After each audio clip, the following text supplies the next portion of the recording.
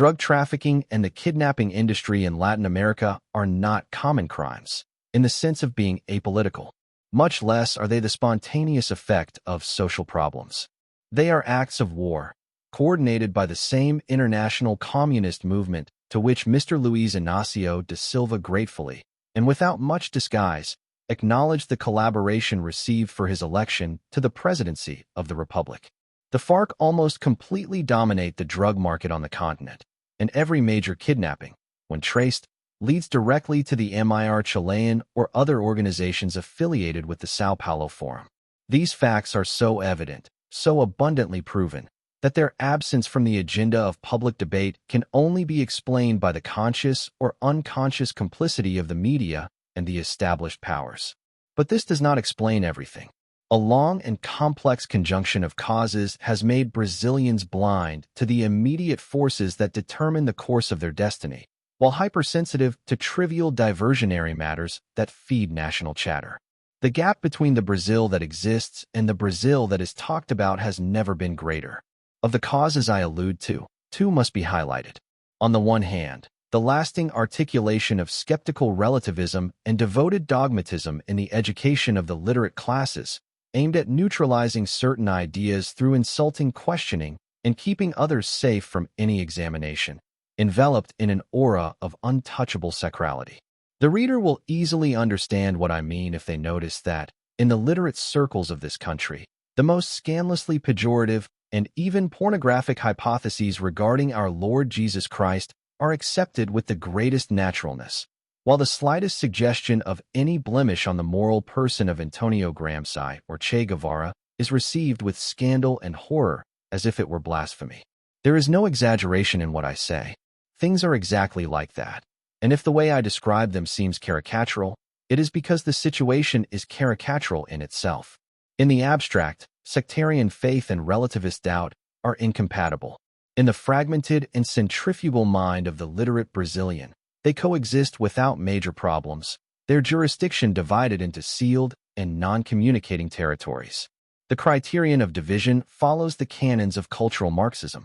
Everything that seems associated with traditional values of Judeo-Christian civilization must be dissolved in an acidic bath of malicious suspicion, even at the cost of crossing the limits of rational criticism and entering the realm of pure and simple defamation.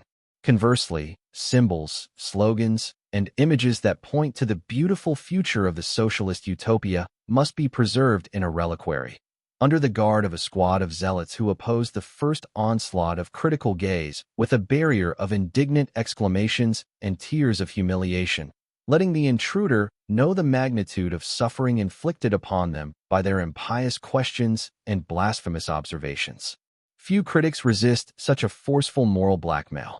Hence the difference in language. The priests of the supreme cult can launch upon their adversaries the entire range of outrageous invectives, calling them dogs, thieves, lackeys of imperialism, while these must enter the scene as if penetrating a sanctuary, limiting themselves to polite theoretical objections preceded by ceremonious demonstrations of good manners.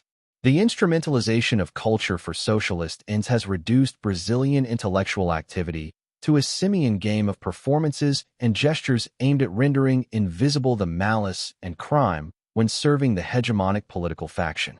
Hence the general evasion regarding the political command of drug trafficking and kidnappings. Crimes are bad things. Therefore, the mind formed in this type of culture refuses to associate them with the image of good, which is identical to socialism. The second cause comes from another source. During his 8 years as president of the USA, Bill Clinton did everything to depoliticize the image of crime in Latin America, that is, to limit the repressive action to the periphery of criminal organizations, without ever touching their vital center.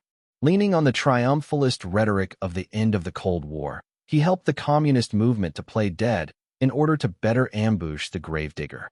Among other measures that would be long to list here, he tied the hands of the Colombian government, conditioning all American aid to a clause that only allows its use against drug trafficking as such, not against the political and military organization that commands it.